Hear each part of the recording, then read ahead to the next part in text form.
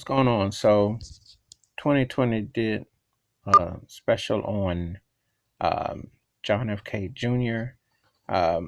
Based on his life um, and life and times and death of him, and it was very sad. It's hard to believe it's been 20 years since him and his wife died in that plane crash in the water, and then the whole Kennedy um, life's ups and downs. But what he witnessed seeing his father die as a child, and how he grew into charismatic young man, uh, passed his law exam, founded the magazine George, and he seemed to have the ideal Prince Charming lifestyle, fit to be king. Seemed like everything was at his heck and call, and that he was going to, he didn't know what they, but he had a lot of possibilities. He seemed like he had the world by the fingertips, and so it was a bittersweet, tragic ending. Um, And it was good to, see it again. It's hard to believe. Sometimes you sit back sometimes and you just think where you were, what you remember. And that was 20 years ago, and it's gone by really fast.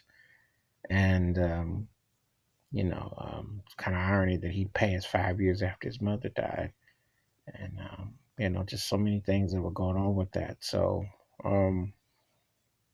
this was a very touching, moving episode of John F. Kennedy Jr.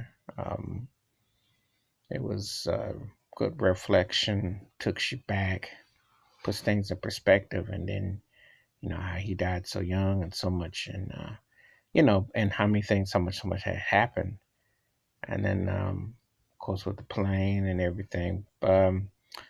It was really a well documented 2+ hours.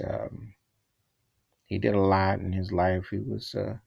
He did touch people's lives, and he had an impact in his all too brief life. So um, it was a very well put together overview, covered a wide range with his family, his friends, his associates, and what he did. So, um, again, it's coming up. It's going to be 2 years in July, and I remember that weekend and that time very well.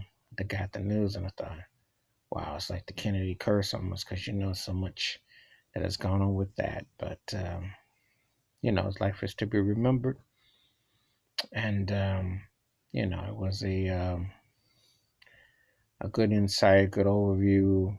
Uh, his mind was always focused. He's just like a regular dude, and he tried to make the most of circumstances with everything. So the best way he could. And he definitely represented New York to the fullest. He definitely had the NYC. So that's my take on John F. Kennedy Jr. Life reflected on ABC.